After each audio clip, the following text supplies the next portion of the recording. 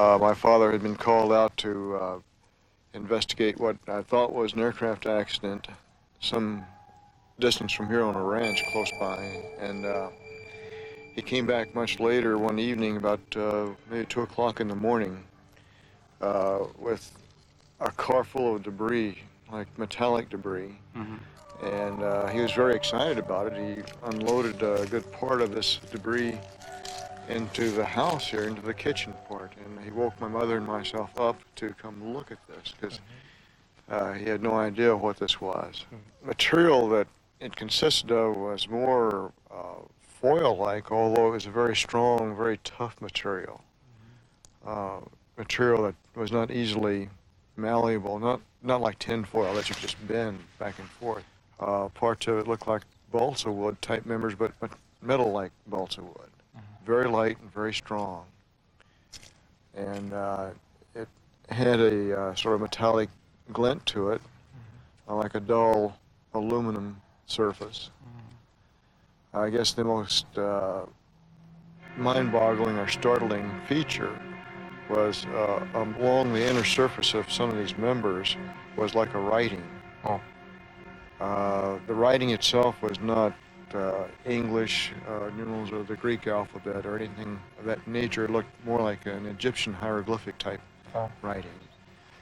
The lettering itself was, I recall the color was a purplish violet hue, and it looked like it was embossed inside the inner surface of some of the metallic members, the structural frame itself.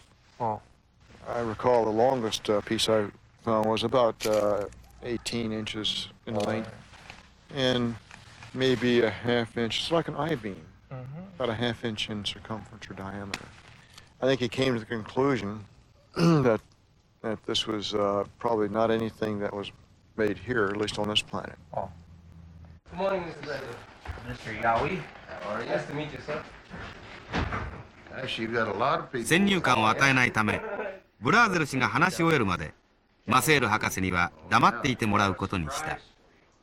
I was not out at the ranch at the time, and I picked up an Albuquerque paper, and here's my dad's picture looking at me, and I thought, well, I wonder what he's done now. So I went on to read the article, and I told Shirley, I said, well, I guess I better go out to the ranch, because they said that the Air Force had asked him to stay in Roswell. Anyway, they swore dead to secrecy, and I went out to the ranch and stayed until he got back, and I asked him what he'd got into, and he says, I found a bunch of trash. And so he went on to tell me it was a bunch of sticks, and twine string, he says. And he said on some of these sticks, why there was, he says, Japanese or Chinese figures, you know. And of course he couldn't even start to show me what it was like, you know. And I kept asking him questions, and he said, well, I told the Air Force I wouldn't tell anybody. He said, you're probably better off without knowing. He did show me where he had found this wreckage, and and of course, riding horseback, you see lots of things, you know. So I'd go back through there, and naturally I was kind of looking, and I picked up a few scraps, and that the Army hadn't picked up. And I made them in. I'd bring them in my Shap's pocket and put them in a cigar box down at the barn.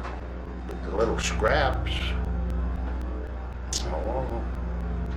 I happen to call it wood, was kind of like balsa wood, real light, kind of a neutral color, and pieces of string or something like fill them a fishing line. And then the foil, I don't know, like tin foil or lead foil, but you couldn't crease it and make it stay. And I only had one little jagged piece of it. And you bend it over, make a crease, and it'd straighten right back out. And it wouldn't, I don't know, it had to hit with a terrific force because you couldn't cut that wood or the string or the foil. And it wouldn't burn. The wood was real pliable. Oh.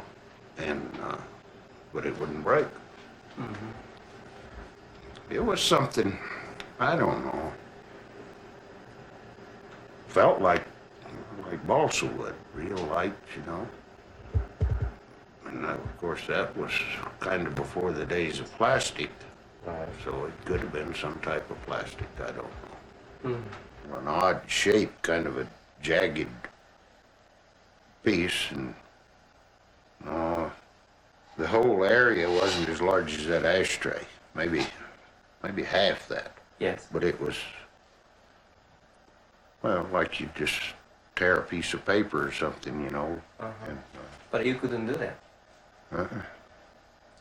How so was- I say it must have hit with a terrific force Oh. to have even broken the frame parts or tore this foil, because I couldn't tear it. I didn't really get pliers or anything and try that hard, you know. Except I didn't try to tear it myself. I just picked it up. Like I said, I just tried with my fingers, I and know I my, didn't tear it. I know my dad said he tried to tear it and tried to deform it with hammers, but impossible. And how was the thickness of? Well, it was pretty thin. Like what? Well, like aluminum foil that's used today to wrap frozen material. Was it the same as? About the same thing. Yeah. How was the edge of the balsa-like material?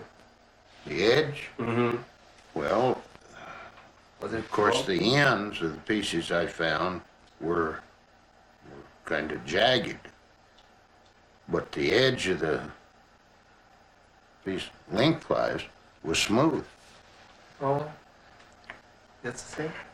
Yeah, to me, it resembled an I-beam, a small I-beam that was fractured on each end. And it was on the inner surface of that where the writing was located.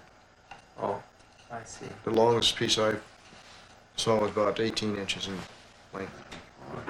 I didn't find anything that large. Mine are, maybe 3 inches, probably the longest piece that I found. Don't you have any question to Mr. Brazel? Well, it sounds like you and I saw the same thing. Well, I'm sure. I'm sure it was. Stuff in there that looked like had writing or some kind of inscriptions or something on it, but you know, nothing like he had seen. And it seems to me like that he did bring a small piece of it up, but I expect it was hard to. I don't think you could have. The way he talked, you couldn't have tore off a little piece or anything. But the piece of wood-looking stuff was nearly as big as a pencil, and it was kind of I'd say now it looked more like plastic or so, you know, hard plastic or something. Back then we didn't know what plastic was, but you know, it was just looked like some kind of wood. I don't know just what. And then my brother that was in the Air Force at Roswell that was with the crew that flew it out of Roswell, he said they couldn't see anything because they had it all, you know, had it covered up with tarps. So What was his name? Robert Porter.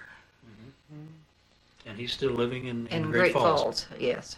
But he was in Roswell at that time in the Air Force down there. He was part of the crew that flew it in the some of the wreckage in the aircraft over to Fort Worth. Yes, But he said they didn't know what they had flew out until they was coming back, and then they were told that it was a UFO. down in a little, like to see how this drops and comes back up? Uh-huh. On the other side of that tank, there's another drop like that, and that's where it is. Nice. It's about 2 miles out there. First came across the information that I was privy to see between the years 1970 and 1973 when I was attached to the Commander-in-Chief of the United States Pacific Fleet as a member of his intelligence briefing team at his headquarters in Makalapa, Hawaii.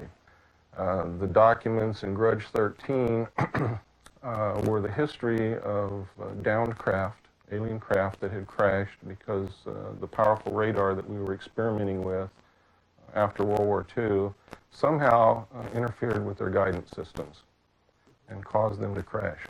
Quite a few alien craft crashed, and we were able to recover wreckage and, in some cases, whole craft that appeared not to be damaged, dead alien bodies. I saw photographs of dead alien bodies, of aliens, spacecraft, what people normally would call flying saucers. I saw photographs of live aliens. In 1949, the document stated that a live alien was taken from a crash site, which occurred in 1949 near Roswell, New Mexico. 2 craft had crashed, and they recovered 5 dead bodies and 1 live alien. They designated this live alien EBA, or EBE, which meant extraterrestrial biological entity. And he lived until sometime during 1972 when he died of unknown causes.